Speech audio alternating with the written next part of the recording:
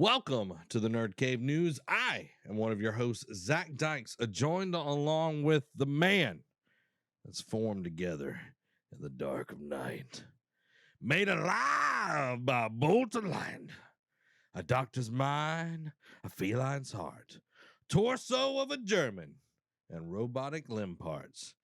It's Dr. Frankenstein Gizmo the Lionheart. Wow, that's a mouthful for sure. Definitely an A grade on that exposition for sure. So Frankenstein the Gizmo wow, the Lionheart. Frankenstein Gizmo the Lionheart. Okay. Yeah. I like that little extra the title with it. So, I like that. Like that a lot. Definitely an A. Thank you. Thank you. Dr. Frankenstein, Gizmo the Lionheart. You know what I like, Doctor? What do you like? I like our patrons because they went over to patreon.com/nerdcave, became part of the ship, part of the exclusive crew. Our first mate, Brandon Hicks, the helmsman, conductor, gunners, Richard Newell, Daniel Sanford, Rushing Waters Yoga, Marilyn James, Brittany, the Granny Bee, Harrison, and our deckhand, Martin Sager. This is the Nerd Cave, where each and every week we run you through all the video game news that you need to know. You can watch us live over on twitch.tv/nerdcave, or you can watch the show later over on youtube.com/nerdcave network. Make sure to hit the follow and subscribe button so you don't miss out on anything and like it, so more people will see the video.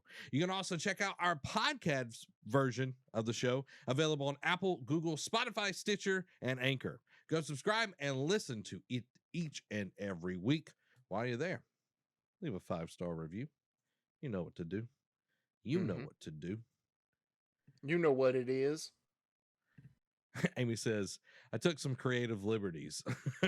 I see. With that name. Yeah, she did. She did an awesome job. She did. She did an awesome job. So, Derek, are you ready? Are you ready? I'm ready. Are you I don't ready? know. Ready for what, good sir? Well, Doctor, we got an awesome show. Let's get into our April Game Club, which is Horizon Forbidden West. We got one more week left, guys.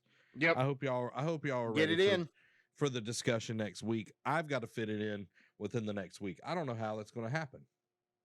I don't know how that's going to happen, but have you progressed since last week at all? Yes. Okay. So where I'm at, I played it on stream Monday.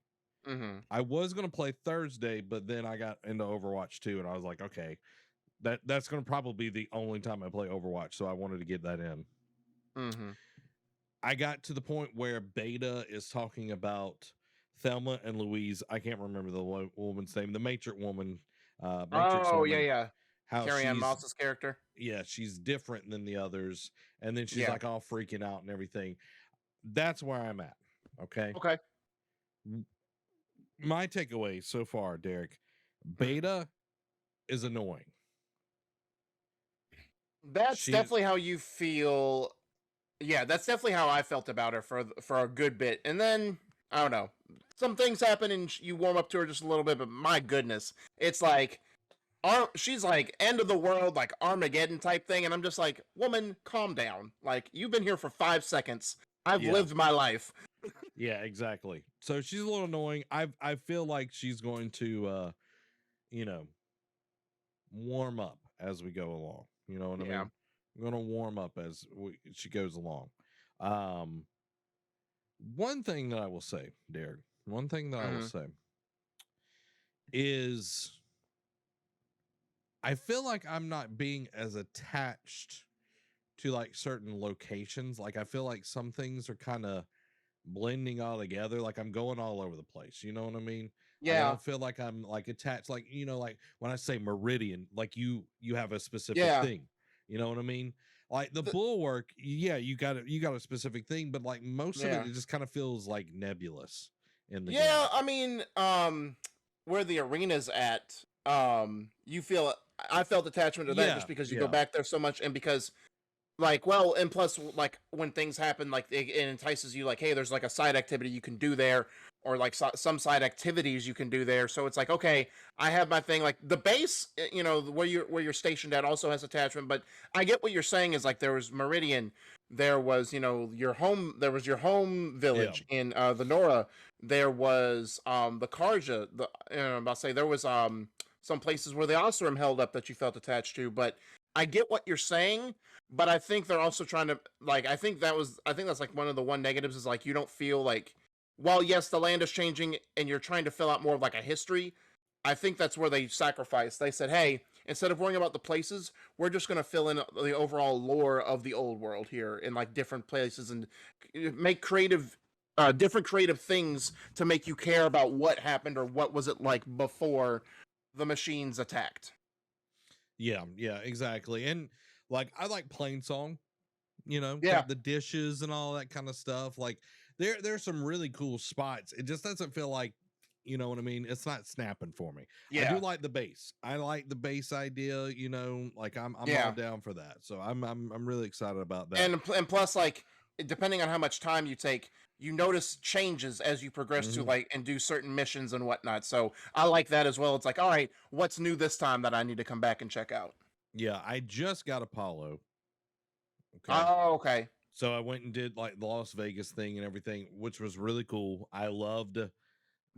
About to say, I don't want to get too much in the weeds, but I'll diverge more about it in the review. But that mission was probably my favorite one. Yeah, it was really, really cool. So next week, guys, we're going to get deep down into Horizon Forbidden West. So you have to come back for that discussion. But for this week, let's get into what is and what forever will be the gaming discussion. First up, Xbox and Bethesda's game showcase has been announced. E3 may not be happening, but my God, Xbox and Bethesda are going to give us some news and some announcements to look forward to. So more specifically, the showcase will air on June 12th, beginning at 10 a.m. Pacific Time, noon Central Time, or if you live on the East Coast, 1 p.m. Eastern Time, and will feature, quote, amazing titles coming from Xbox Game Studios, Bethesda, and our partners around the world. As for what to expect, the showcase will focus on games that will soon hit Xbox Series X and S consoles and PC. However, these showcases have been known to surprise reveal new titles early in development, so it wouldn't be surprising if games with no release dates are showcased. Quote, the Xbox and Bethesda showcase will include everything you need to know about the diverse lineup of games coming soon to the Xbox ecosystem, including upcoming releases to Game Pass on Xbox and PC, says the Xbox Wire Post. So, Derek, one, I got a correction. Dan got me on the correction here. Okay. Poseidon, not Apollo, because they don't have Apollo. See, I forget which one, but when you said Vegas, I knew which one you were talking about. Yeah. So, Poseidon, thank you, Dan, for getting me on that correction. Okay. So, here are my things, Derek. Okay. I got 4 things that are going to happen. These are my predictions. Okay. We're a little bit of ways from June 18th. Right? June 18th? June 12th. June 12th. You know what I mean? That's one of those days. Mid-June. First off, we will see a lot of Starfield at this announcement because Starfield is coming out November 18th this year. So we're going to see a ton of Starfield. Second, go ahead. I was going to say, that was going to be my question. And we obviously, depending on how, I can't predict what's going to happen in 2 months, but pending, our predictions for this, do you think we see Starfield get delayed, or do you think it hits that November release date? I think it hits the November release date. And love of my life, will you bring me some towels? I just dumped a whole lot of water on my desk, so that's fun. Oh. That's fun. So my second one, Derek, and I might cut to you, and you can. I'm gonna give you my 3, and then you can talk. Okay. Okay. Senua's Sacrifice 2 will be talked about. Okay. And I know it hasn't been finalized, but Overwatch 2 will get a date, and the new Call of Duty will be announced at this conference. Well, it's already all right. So let me go in reverse order for the Call of Duty. Like, it's already spoil the quick hits. They've already unveiled the name. So, but I think we'll definitely see gameplay, for sure. Whether it'll be multiplayer or campaign, we'll see. But I do think actual gameplay of Call of Duty Modern Warfare 2 will be shown. Overwatch getting a date. There's been so much turmoil around the game release because it with issues within the company before they got acquired, to working from home with COVID still going on and all that stuff. Um, I think we do get a release date, but I think it's going to be like, hey guys, we got to, because there's been speculation whether it's going to be delayed till next year. I forget if that's been confirmed or not. But if it hasn't, I think they say, hey, it's going to be next year, spring of next year, but it's coming. And as far as Hellblade, Senua's Saga, yes, it's time. Like, they've been teasing this since Game Awards 2019. It was like when because I know that was the big thing out of that night was like, hey, we announced a new console. We're going to show you what it looks like almost a year before we launch it.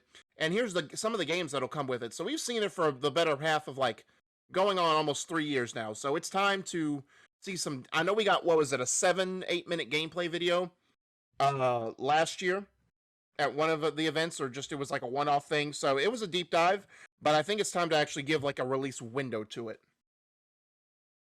Yeah, I agree 100%. I'm also cleaning up water at the moment with Amy.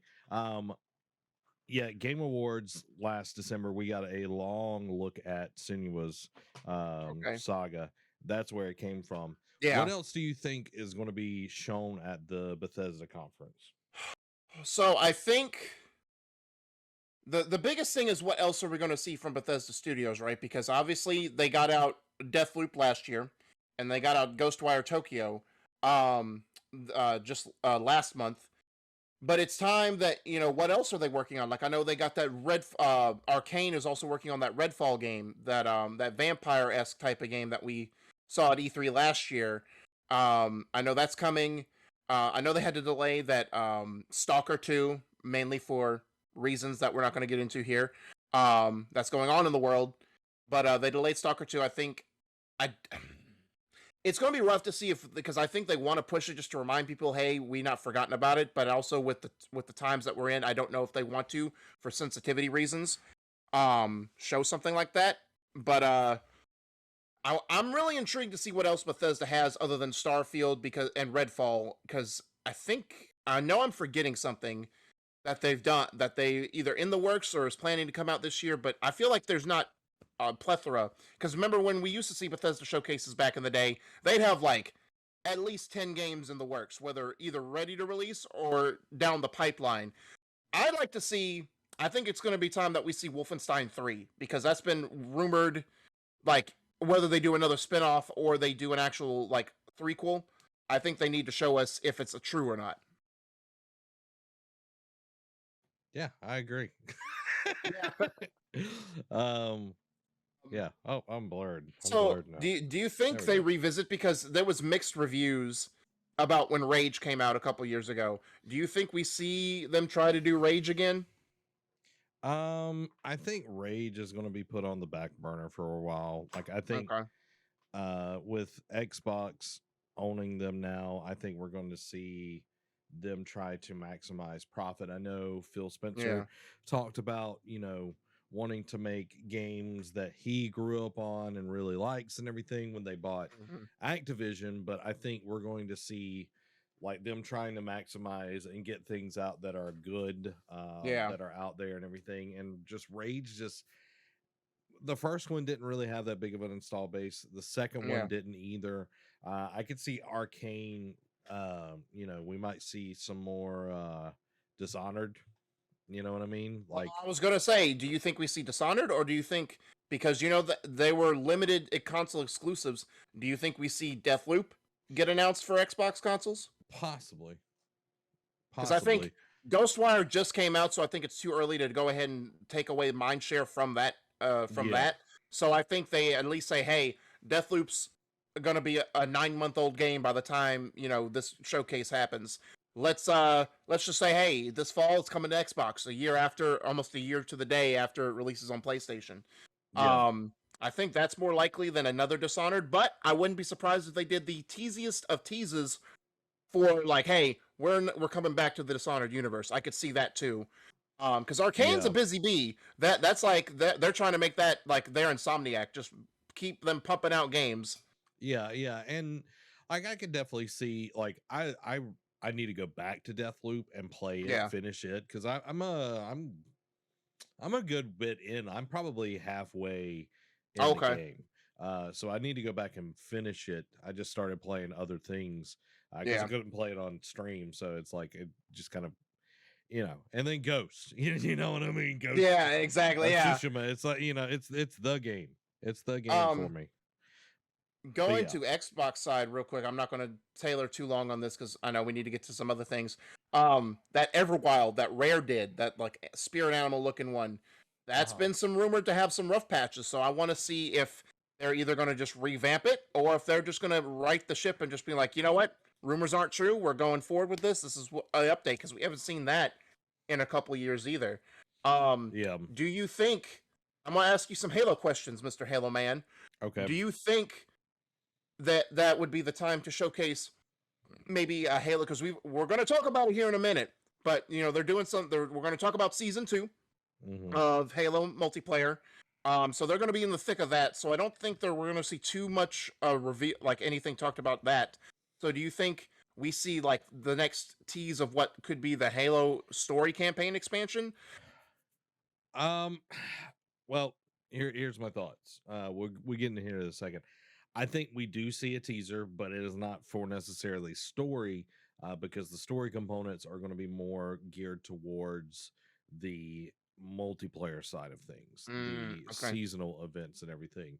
So I think we see that instead of any kind of things that deal with like Yeah. campaign side of stuff, Yeah. because they're still not wanting to launch the things that they need to, Yeah, that's and true. everything. So speaking of Halo, let's get Right. into it, Derek. Let's get into it. Halo Infinite reveals 2022 roadmap, campaign, network co-op targeting late August.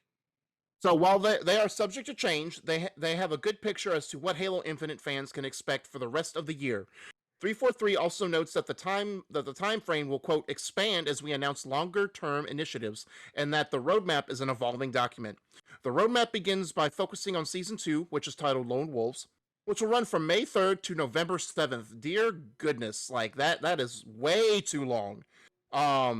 We already knew that season 2 would launch with a new 100 tier battle pass, 2 new maps in Catalyst for Arena and Breaker in Big Team Battle, and 3 new game modes in King of the Hill, Land Grab, and Last Spartan Standing.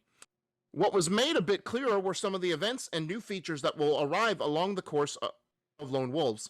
These include Campaign Network Co-op in late August and the Forge Open Beta in September.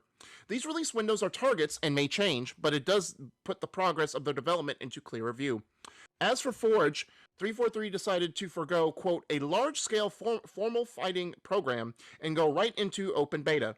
Once it has launched, it will not go away and will continue to evolve and grow over time. Season 2 will also feature a new fracture mode in Entrenched, with its first week starting on May 24th, and 2 narrative events in Interference from May 3rd to the 16th, and Alpha Pack from July 19th to August 1st. These multiplayer narrative events will place your Spartan in the center of an evolving seasonal storyline. 343 also gave a brief look at what fans can expect from the currently untitled Season 3 that will begin on November 8th. It will bring with it a new battle pass, maps, modes, sandbox items, narrative events, fracture event, and campaign split screen co-op. The lack of consistent content will also be addressed, with 343 saying it is very aware it needs to do more, but it won't do so at the cost of its team's health. Quote, we know we need to deliver more content and more features more quickly. Staying true to a priority 0 of team health means that sometimes we need to slow down in order to stay healthy and move faster later. But we're also progressively looking at ways to accelerate. All right, Derek. Yeah. This is okay. Yeah. There's some questions I have for you, but I'll let you say your points first. All right. First, that last quote. We know we need to deliver more content, more features quickly. Staying true to the priority 0, team health, means that something we need to slow down in order to stay healthy and move faster later, but we're also aggressively looking at ways to accelerate.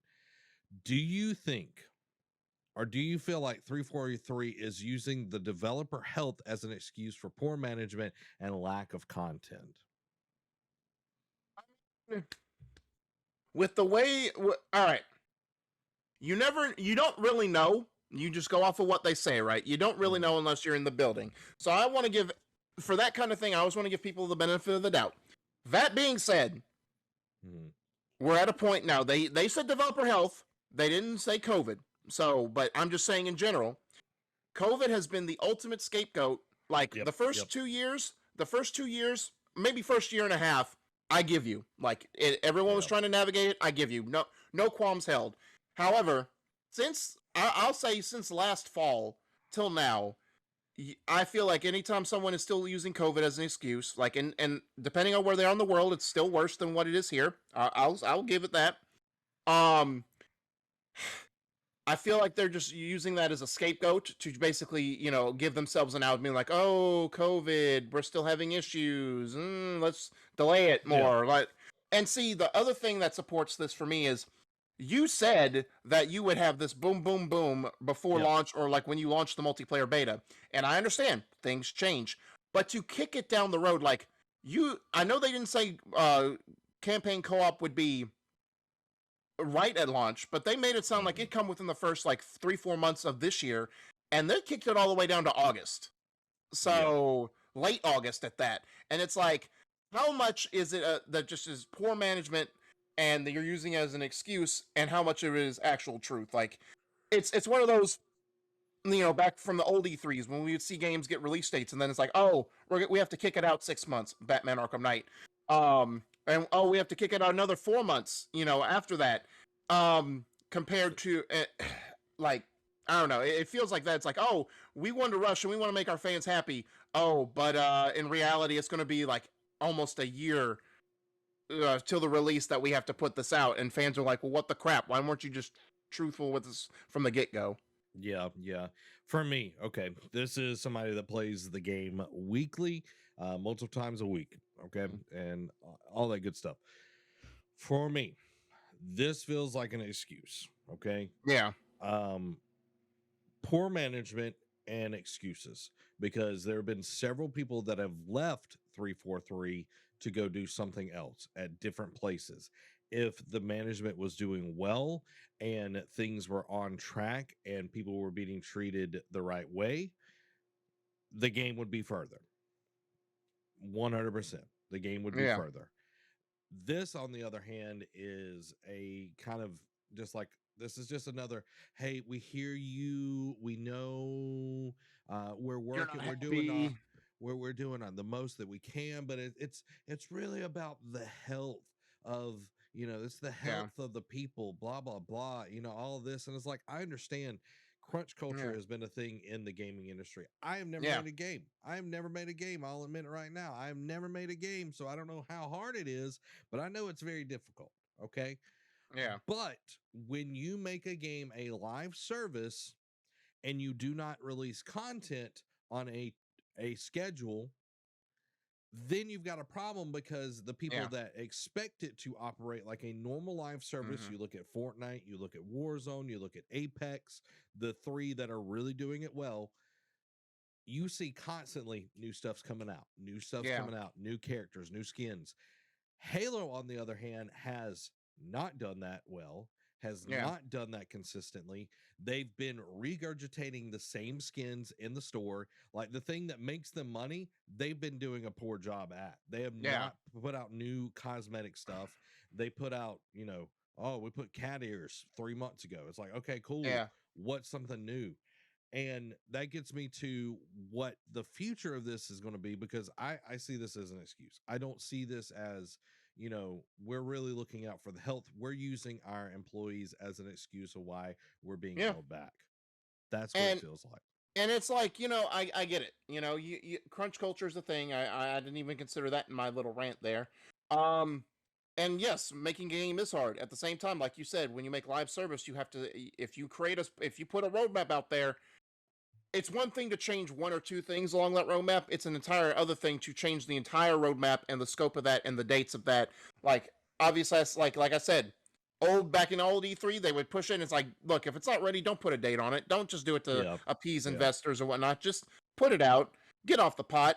And it's kind of what you sign up for. Like I get it. Fans are frustrated, and you hear that, and you're trying to do better. At the same time, and I understand multiplayer is free. The battle pass is free for the most part. I know there's some stuff you can pay for and whatnot, but again, if you're investing time and depending on the person, if you're investing money in it, you want to get what Mm-hmm. you paid for, and you want to get Yeah. what is expected of you. I get gamers are extremely entitled. I get that. At the same time, don't promise it. If it's just like not to cross streams a little bit, when Sony said, "Hey, Horizon's going to be a free upgrade to PS4 owners," and then they put out Forbidden West release date, and it's like, "Oh, you have to pay $10 if you want to upgrade to the PS4 to Yeah. PS5," and people were like, on this day, you said it was going to Yeah. be a free upgrade," and then Sony's like, "Fine, but after this, no more."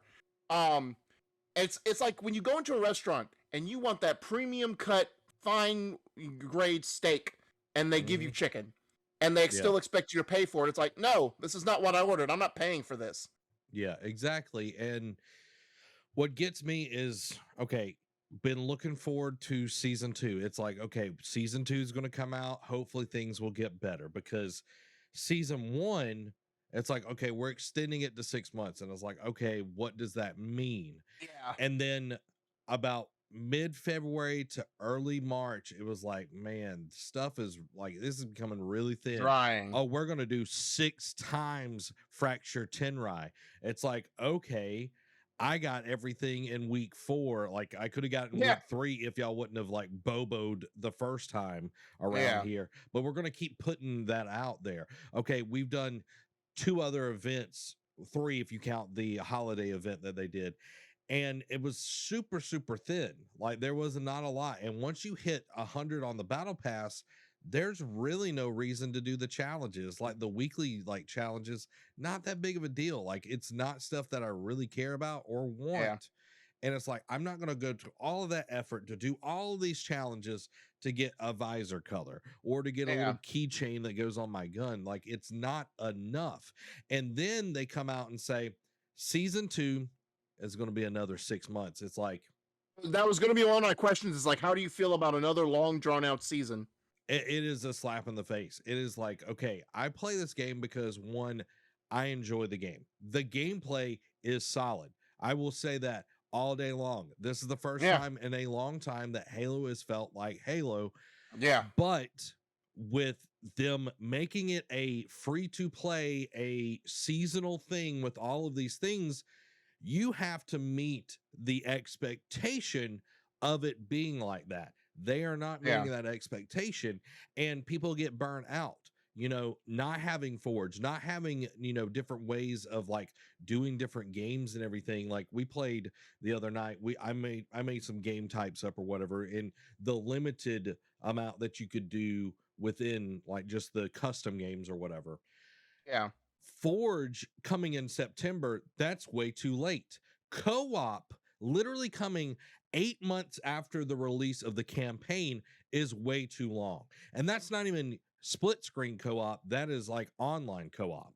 That is way too long, from December 8th or 10th all the way to August, late August, if that, because all of this could change. yeah, That yeah. is way too long. That is way too long. Because how much did they change in season one's content already? Like beginning of the year, Yeah. they had already had to start backtracking on some of the content. So when season two starts, like by late June, early July, how much are they going to change by then? Yeah, exactly. It's like, where's this going to land? Like, how much are you going to put in this? I am excited for the 2 narrative events that we're going to Yeah, get in the the season, the storyline. That's something that they said that they were going to do from the get go, but they yeah, didn't do. So I'm yep, glad we're going to get that. Like, I really am excited for that. Fracture, I'm wondering what they're going to do with that. Like, the Fracture is like the samurai part of yeah, the lore and everything. I wish they would explain that. Dan explained it one night. It was like he like read up on, I think it was Dan or it was Brandon, where it was like, what if Japan like won World War II or whatever, and like they mm, became the superpower, and that's why all the Spartans look like, samurai soldiers and everything. Looks yeah, really cool, really interesting. Like, explain that, like what kind of armor, all these cool things. But it comes down to, are there going to be like smaller events that, like we got the tactical event in the yeah, last one, we got the Cyber event, we got the Christmas one. Like, how many events are we going to get? Are the weekly awards worth it? Are Yeah. there going to, like, there's so many questions that I have here that it really begs to the difference here is it enough? Is it Yeah. enough to get people to come back to a game that 6 months in the first season was way too long? Are they going Yeah. to be willing to come back for another 6 month season? And season 3, it looks like we're just getting a little bit of added here and there. And then we might get split screen co-op in season 3. Might Oh get yeah. It might. split screen. And it's like, that's more of the same. They're like, oh, we're going to add to the sandbox. It's like, okay, we're going to add more of this. It's like, it's more of the same. Like, Yeah. there has to be more to it. And you were asking about like adding to the campaign story. It's like, the campaign's great. Okay. I love the Yeah. campaign, but they have to get the multiplayer off the ground and flying, not just floating, because like it's starting to sink. They have to not just get it to float, but they got to get it to fly, because this Yeah. seaplane is sinking here. And like, this is coming from me. Like, I play every week with, our XP group and everything, and I play, more throughout the week and everything. But it's like, I'm only going to be invested as much as they're going to be invested. Like, I cannot care more about this game than the developers care. And I feel Yeah. like that's how a lot of Halo people have felt, is like, we've cared more about the game than the actual developers. Yeah. Exactly. So and it's sad because it feels like 343 really tried their hardest with this, Mm-hmm. like, and made their best foot forward, but now they're fumbling the bag with multiplayer, and it's like, bro, that's what I mean. Yes, the campaign has always been very intriguing. It's pretty much what set Halo on its Yeah. path. But then the multiplayer in Halo, from Halo 2 on, has really been the defining factor. It's like Call of Duty back in its heyday. Campaign was intriguing for some part, but everyone played it for the multiplayer, and it's like, why are you ruining the thing that makes your butters your bread? Yeah, not dancing with the one that brought you. But Yeah. what my last closing thought on this is, the gameplay is solid, but if you are wanting this to continue as a free to play game, you have to put the content out there for people to consume. Yep. If you don't, they will go somewhere else and they will play other games. And Yep. that's just the matter of fact. It's a matter Yep. of fact. Now, let's get into PlayStation news. You ready, Derek? I mean, Yes, sir. Dr. Gizmo Frankenstein, Gizmo the Lionheart. Yeah, there we go. Yeah. I said it right the first time. Don't try to correct me, Derek. I mean, Doctor. PlayStation Plus update. Time limiter trials reportedly required for PlayStation 4 and PS5 games over $34 for PS Plus Premium tier. So, citing an update to the PlayStation Developer Portal, the website added that the trial requirement is not applicable to PSVR games or titles under $34. Reportedly, game developers will have up to 3 months after their titles have rolled out to launch a timed trial, which is required to be available for at least 1 year. Sony is also considering releasing custom game demos in favor of limited time trials, which will be approved on a case-by-case basis. At first I was like, okay, this seems a little weird, but I get it. Like, apparently it's going to be 2-hour demos. And I know we have an update. We have an update here, like, because there was an update like the following day. I'll go ahead and read into it. PS Plus premium time trials will reportedly be created by PlayStation, not the developers. Of course, like we said a moment ago, PSVR games are excluded from this, as are any games under $34 ceiling. At this time, it looked like these demos would fall to the developers, but now, however, it looks like PlayStation will create the demos, not the developers. This new update comes from the author of the original Kotaku report, who tweeted that his source has provided an update after the news was published. Quote, sources tell me PlayStation Store team will create the 2-hour time trial for developers, so it shouldn't be extra work, though I've heard concerns from others about Sony monetizing a perk and not sharing the revenue with studios. It's good to hear that these new mandated demos won't fall to the developers to create, but as the reporter correctly notes, this does not remove all possible concerns regarding this potential new mandate. The key here, though, is that Sony has yet to publicly comment on any of these reports or confirm that it will head up the creation of these demos. So, my first at first blush here, I kind of get why they're doing this, right? Now, for the premium tier as a business move, like, yeah, you want people to buy into the highest tier to get more perks. The more you pay, the more perks you get. And now the $34 price point is a weird stipulation to go. Why not just make it $40? You know, what have you? I guess that's what the average game price or like the median of it is. Whatever. 2-hour trials, like that's like, because you know demos went by the wayside long ago. It's the demos didn't come out till after the game was out, and that was like a month after release, like after the developers had pretty much made their whatever money they were going to at launch. Yeah. I get it. At the same time, it's weird because first of all, why would you lock it behind this weird paywall? Second of all, I know it's on Sony to create it, but like Sony's like, who in Sony would do that? Like, and how would you determine like what slice of demos to like of the demo to do? Because what if the developer's like, hey, we don't want to show this in the demo, we want to save this for the full game. Why would you ruin this part of the game for us? And it's just weird to do. Like, well, I shouldn't say weird. The only upside to this is like for the ceiling of $34 and up, because we know money's tight for a lot of people. People only have enough time. Games are expensive. Like $60 games are expensive. One day they'll probably be cheaper. But that's neither here nor there. I get it because it's like, hey, I spent $60 on a 6-hour game or a game I didn't like. And trying to get a refund is like pulling teeth. Yeah. So playing this demo allows those people to spend their money wiser. At the same time, it's depending on what the game is, will 2 hours be enough? Yeah. So you kind of hit my questions that I had here. Like, who at PlayStation is going to be deciding where in the game like the time trials are going to be? Do the developers get a say? And like, does it just start at the beginning of the game? You know what I mean? Yeah. Like demos would be like a vertical slice and everything. Yeah.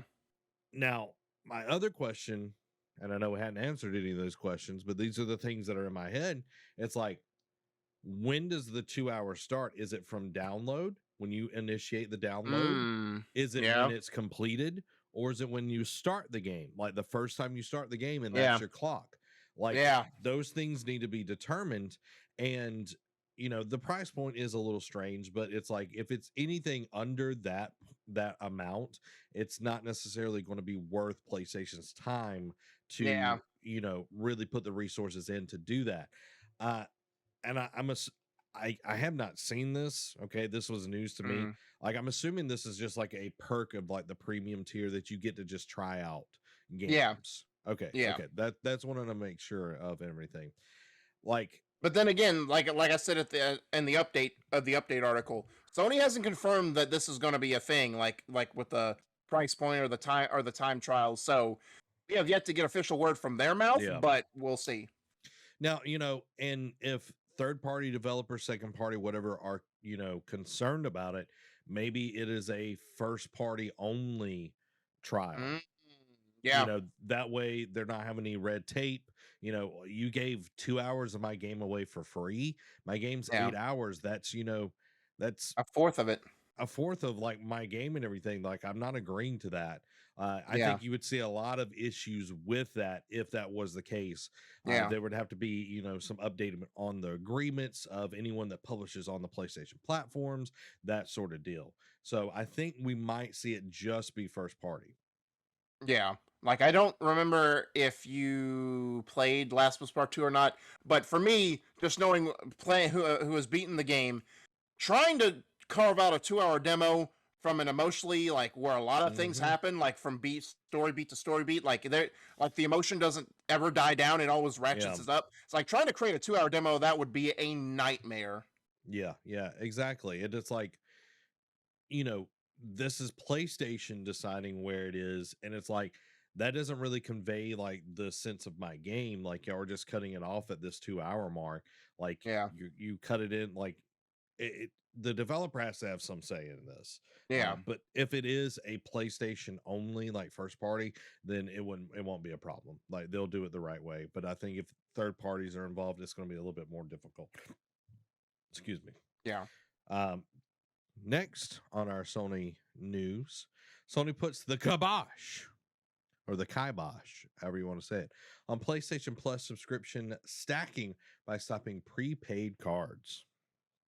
So the move isn't all that surprising considering the hardware manufacturer is revamping the PS Plus subscription service this summer, which will feature a 3-tier system including PS Now as well as a retro game spanning PS1, PS2, PS3, and PSP titles. A support email from Sony confirms as much. I have checked the voucher and your account and can conclude that as of now there is a temporary deactivated function for PS Plus / PS Now subscriptions which does not allow for stacking of either membership on already active memberships. This is only temporary, and as soon as we have more information, we will let our players know. For more information regarding news for the new launch of our service, please check out our blog. It's worth noting that retailers such as Amazon still allow you to purchase prepaid PS Plus cards, although some have started to remove them entirely. It kind of goes back because I know last week we talked about how they're removing deactive users, like inactive users who haven't used it in a long time, so that way they don't get continually charged for it. I also, think that this is people probably look at this like, oh, why can't you let us stack? Well, because of how the tiers are and all that, and like the price points, because I don't think they. Well, no, I think they did give the price points. Because I know that was the show you did solo. Yeah. But I think that's weird that they won't let you. I think they're getting rid of the previous subscription, so that way it's like, hey, they can phase that out and not let you charge for that, because they don't want to have you charge for another year, a month before the new subscriptions kick in. You know what I mean? And you want to change that over. So I think that's a good thing. I hope they don't get rid of it for the new tiers. You know what I mean? Like if they just get rid of this in general, I think that's a bad thing, because people like to, while they have the money, want to have some of their stuff taken care of. Yeah, exactly. And like I think this is just a way for PlayStation to cover themselves. It's like, okay, well, my subscription did this. Like there's so many legality things. It's like, well, there's a lot of, legalese that goes into these kind of things. Yeah. So it's like they're just protecting themselves and their investment and everything. So which brings us to some sidebar notes that I want to kind of talk about here. If you want me to read them, I'll read them. No, I'll read them. Right, so ahead. First off, PS Now reportedly removing nearly 60 games ahead of PS Plus revamp. PS Plus members can easily upgrade to higher tiers when new service launches.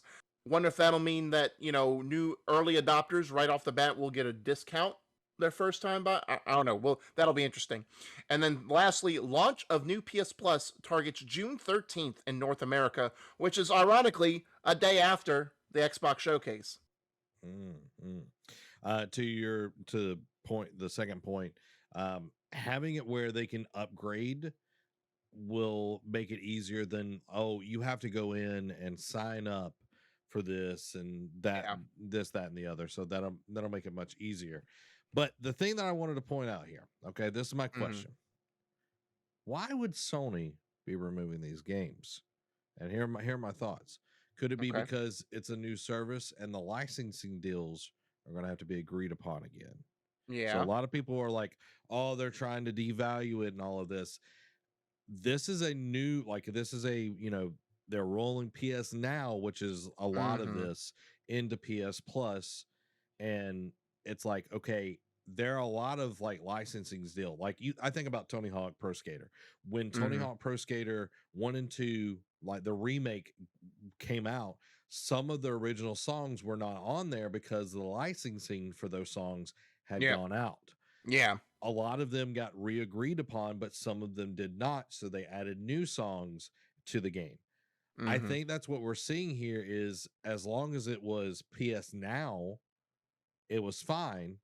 Yeah. or PS Plus, it was fine. But now that it is something, essentially a new service, Yeah. then it's like the licensing, the legal part of it has to be re-agreed upon. So instead of incurring issues, having, difficulties down the road, they're just Yep. taking the preemptive part of it. It's like, okay, we're going to remove this from our catalog, and then Yep. we'll see if we can come to an agreement down the road. Yeah. So yeah, I agree with you. I think it is a licensing issue. Because I know one of the things that was on there was Metal Gear. One of the Metal Gear games. I want to say it's 4 Guns of the Patriots, but I'm not 100% sure on that. But yeah, it probably is coming down to a licensing deal, and they don't want to promise anything like, oh, this will be on here, and they never reach an agreement. Now, can it always be added back? Of course. Like it's easier to add that than like say like you to use your example, Tony Hawk. Once the game's out, it's out. Like they're not going to do DLC for music track pack. You know what I'm saying? Like No. unless they add some new courses to it. Yeah, it's But like Guitar Hero. with stuff right with stuff like PS Now, which is just like a recurring like streaming service, like it's easier to add stuff over time. So it just depends like, and it also depends like, and who knows, maybe they remove those 60 games on there because they saw the numbers and not a lot of people played those games anyway, so they're like, why try to renew the license on that on this new subscription when no one's going to play them, so why even bother? Exactly. Derek, it's time for the PlayStation Quickies. So we got some good ones in this batch. So to start off, PlayStation has reportedly established a new game preservation team. However, PS3 emulation is not a focus of the new preservation team. Variable refresh rate, or VRR, support for PS5 launched this week. I know it rolled out to some people earlier from when the article posted, but I think it should be in full force now. VRR doesn't work on PS4 titles though, just FYI. Don't know why anyone would expect it to work on that on older titles, but just throwing that out there as the disclaimer. PlayStation is hiring for senior director to label PC growth and commercial strategy. Hideo Kojima looks to be working on a PS5 game amidst rumors he signed with Microsoft for a new project, which that one is extremely intriguing because that was that happened last year, and everyone was kind of upset. But we talked about it, and we were like, we support Kojima fully. But it seems like all is not lost for PlayStation people. Classic Siphon Filter games have now been rated for PS4 and PS5 in Korea. Stray, the cat game, release has been confirmed for summer, so it's in the near future. Can't wait to check that out. One for you, Zach. Sifu's first content update to feature young man suit for deluxe holders. Another one for you. Ghost of Tsushima merch will be sold at the real life Tsushima Island. Insomniac is looking to build a world-class engineering team for its multiplayer game, and Insomniac looks to have started Marvel's Wolverine's mocap. Insomniac confirms all its PS5 games will now support VRR. Uncharted Legacy of Thieves Collection PC release reportedly set for June 20th. Naughty Dog has an unannounced remake in the works, according to developer profile. And lastly, actually, we don't need to address that, but no, I will. God of War Ragnarok developer, not Cory Barlog, because he's not director on this one, confirms 2022 launch. And the only thing I have to say about that is, because it was a tweet, someone tweeted at the director and said, please tell me it's confirmed for 2022. And to which the director responded, Ragnarok is coming in 2022. It wasn't an official release, so I'm kind of wondering if Sony PR support like facepalmed and had to call him and be like, look, you can't confirm that. You didn't go through the proper channels. You have to run that by us first. And we have to determine whether it's fit for 2022 or not.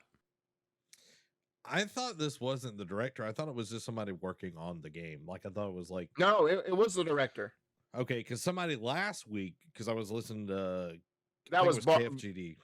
No, Corey said something. Mm-hmm. He was like, we're excited to announce something later. Yeah, that's right. And then somebody that it was not the director, like someone tweeted at them. I'm just trying to get the story straight here because I listened to Greg and Tim talk about it, and it was like he might have been a director of a group, but he wasn't the director. Maybe that's what it was. That's what it was. So yeah, like Corey was like, yeah, we're not announcing anything right now. And then someone direct message, or you know what I mean, Twitter things. I don't do the Twitters. Mentioned to him, and he was like, yeah, it's coming out. So though I wished it was the director of the game, Derek. I just want to make sure we're on the same page here. Yeah. You know, it's coming in 2022. Yeah. Yeah. So maybe. I'm holding out hope for that delay. Man, that Five Guys. I drove by it today, Derek, and I thought, man, September, they're gonna be coming down here and buying me some Five Guys. I'm gonna make you drive 2.5 hours. We need to make an addendum. I need to try and make an addendum in there to basically, it's like, all right, it's gonna be September, and if it doesn't hit, it can hit 2022. Nope. But if it doesn't hit September, I can still win. But no, it's 2022. If it comes out on December 31st, 11:59 p.m., it's still 2022, baby. It's still 2022, baby. Hey, but at midnight on January 1st, 2023, it's all me, baby. Yeah, exactly. I'm down with that, man. I'm not trying to cheat you out of your hamburger, but you over here trying to do the Cupid shuffle, do the TSU shuffle, and just just moseying on around. It's like, if it doesn't hit September, look at me. I know I'm going to lose the bet that me and Zach I was only made. gonna say, this is me running scared at this point. I'm going to lose because Zach's just got the sauce. He's got the sauce. That's right. I always got the sauce, baby. I always got the sauce. That's why they got rid of E3. They were afraid of my predictions being right. That's a very valid point. Derek, you know what I'm not afraid of? I'm not afraid of the quick hits. Let's take it away. Start off, AEW Fight Forever could be the name of the upcoming AEW video game. Call of Duty Warzone Operation Monarch sees King Kong and Godzilla go toe-to-toe, which is still weird to say, but, to all that be. Call of Duty's Ricochet update reveals cheaters cannot see other players. Call of Duty Modern Warfare 2 title officially confirmed for this year's release. Following that, new Call of Duty Warzone reveal due this year and is built from the ground up alongside Modern Warfare 2, which I know we talked about at least 3 more Call of Duties in the works, but we thought Warzone would be early next year, and it seems like it's coming this year, so that's a surprise. A new Tales from the Borderlands will be revealed this summer. Maybe at the Xbox Bethesda showcase? ? Borderlands 3 full crossplay coming this spring. Konami wants to celebrate its 50th anniversary by changing its name. Konami do Konami things. Outriders World Slayer expansion due June 30th brings new campaign and endgame content. Wu-Tang Clan outfits, emotes, and more out now in Fortnite. Cow the Kangaroo release date set for May 27th. Dungeons & Dragons movie gets official title called Dungeons & Dragons Honor Among Thieves and will release by next March. F1 2022 announced for July 1st and will have VR support. House of the Dead remake is out now for PS4, Xbox One, PC, and Stadia. Dying Light 2 hits 5 million copies sold in just 1 month. And the first Dying Light hits 20 million copies sold. Following that, Dying Light 2 gets New Game Plus mode this week. Payday 3 is in full production and still targeting a 2023 release window. Switch Online adds 3 more Sega Genesis games, Space Harrier 2, Shining Force 2, and Sonic the Hedgehog Spinball. Switch Joy-Con Repair Center was reportedly, quote, constantly overwhelmed and made lots of repair mistakes. Splatoon 3 gets a release date set for September 9th. Some more of that summer Q3 is starting to get more and more filled out, and it's exciting. Baldur's Gate 3 will officially leave early access and be released in 2023. Rocket League is getting a deathmatch mode. Ubisoft's next Far Cry, Ghost Recon, and Assassin's Creed games are reportedly further out than planned. Several private equity firms reportedly looking into Ubisoft acquisition. Ubisoft drops online support for 90-plus games dating back to the PS2 era. System Shock Remake is, quote, largely complete, says Night Dive Studio. Apex Legends showcases Season 13's new legend at Newcastle. Future Need for Speed games are reportedly being developed by Codemasters Cheshire. For those who don't remember, EA bought Codemasters, so I guess then they've done nothing but racing games, so I guess they're trying to help Criterion and Ghost Games take off the load and give it to Codemasters, or just say, you're not doing good work anymore. We're going to give it to someone, a new person. Diablo Immortal hits mobile devices and PC June 2nd with crossplay and cross progression. Xbox Series X and S was the best-selling console in dollar sales in the US last month and overall in the first quarter. Pokemon Go is making significant changes to its Mega Evolutions. Meta's first retail store will open on May 9th. Xbox hiring to help it find more acquisitions. The Gears 5 map builder is being removed. Almost all Activision Blizzard shareholders voted in favor of Microsoft acquisition. Microsoft reveals Doctor Strange: The Multiverse of Madness custom Series S with matching controller. Sega will delist digital versions of Sonic games found in the upcoming Sonic Origins collection. Netflix will reportedly offer nearly 50 games by the end of 2022. The Quarry to feature a staggering 186 unique endings. Devil May Cry 5 sales have topped 5 million globally. Some Star Wars news. Star Wars Jedi Fallen Order 2 is reportedly skipping PS4 and Xbox One and will be next-gen only. Following that, Jedi Fallen Order 2 reportedly is now scheduled for a 2023 release. There are no plans to add Cortana AI to Halo Infinite multiplayer, and playable elites not a priority. Return to Monkey Island will have an easy mode and hint system. Bethesda is retiring its PC game launcher and moving games to Steam. Final Fantasy XVI is in final stages of development. Gotham Knights rated in Taiwan, but last-gen versions not mentioned. GTA 6 is reportedly using the Rage 9 engine, which is ahead of its time. New month, starting next week, which means new free games for Xbox and PlayStation. First up, your Xbox games with gold for May. For the entire month, you get Yoku's Island Express, From May 16th to June 15th, you get The Inner World, The Last Wind Monk. From May 1st to the 15th, you get Hydro Thunder Hurricane. And from the 16th through the 31st, you get Viva Pinata Party Animals. And then for the PlayStation Plus games for the month of May, you get FIFA 22 on the PS5 and PS4. You get Tribes of Midgard for the PS5 and PS4. And lastly, you get Curse of the Dead Gods for PlayStation 4. Derek. Here are my takeaways for the quick hits I want to talk about real quick. Derek, do you not have a phone? Do you not have a phone? What do you mean? Yeah, I have a phone. You have a phone? Mm-hmm. Okay.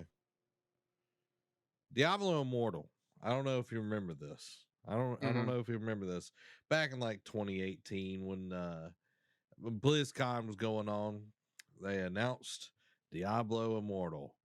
And everybody lost their mind. Everybody 100%. lost their mind because they weren't making a Diablo 4. They were making Diablo Immortal. Yeah. And one guy was like, is this some out of like season April Fool's joke? And they're like, no. Yeah. And then one guy asked, are you not planning to bring this to PC? And the response was, do you guys not have phones? Right. That was literally the response. I'm glad to see that it is officially going to be crossplay, that you can play on PC and on mobile devices, and it is cross progression. I played a lot of Diablo 3 back in the day when it came out. I enjoyed it. Will I play this? Probably not. Let's just be honest. Probably not going to play it. But hey, June 2nd, it's going to be here before you know it. The two that I want to talk about is both Star Wars Jedi Fallen Order coming out next year. Derek. Yeah. Are you ready for that? I was kind of hoping it'd be this year, but you know what? A good, delay it, make it better. So I'm ready for it. When did the first one come out? 2019. Like it came out in the fall, right?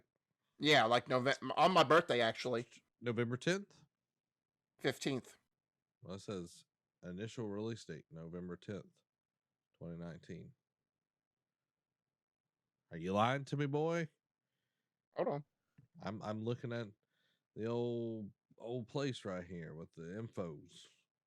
No, sure that wasn't like says, and now it says November 15th, but if you Google it, the thing says November 10th at 6 So I go to p.m. Wikipedia. I did go to Wikipedia, then it says November 15th. I'm gonna take you at your word, Derek, Yeah. because I know that you're a liar. Wow. All right. Just messing with you. Just messing with you. So I'm excited about that. You know, do you think it's going to be an earlier release? Do you think it's going to stay in the fall? How about this? Over the last several years, we've seen, like, yes, the fall has been big, but more and more companies are putting spring games out because they, spring used to be bare, like maybe 1 or 2 releases, but now just look at the last 3 months, like big drop after big drop after big drop. So I could see it being an early spring game, like a March game would be perfect. Yeah, I think this summer will kind of help us know where it's going to hit. If they show a good portion of it during the summer, during summer games week or whatever, like I'll feel way better about it happening early. If they just show like art and like a quick little teaser, then it's going to be later in the year. Yeah. Amy says, what is with these dates inconsistency? Seen it with all media. I don't know why like things are off. I don't know. Yeah. But the interesting thing, they're abandoning last gen. Yeah. And now they're going no, excuse me, current gen, Zach. Like No. some people can't get a PS5 and Series X. No, it's last gen. Okay. Yeah. Even here it says next gen only. No, it's current gen, baby. It's current gen. Yeah.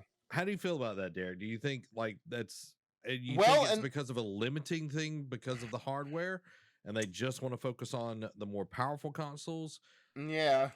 Well, if you saw, because I mean, yes, while technically it doesn't feel like it, and it's still hard to find these consoles somewhat, we are technically into the 3rd year of the console life cycle. And what did we see around the 3rd year into the PS4 life cycle, PS4 and Xbox One life cycle?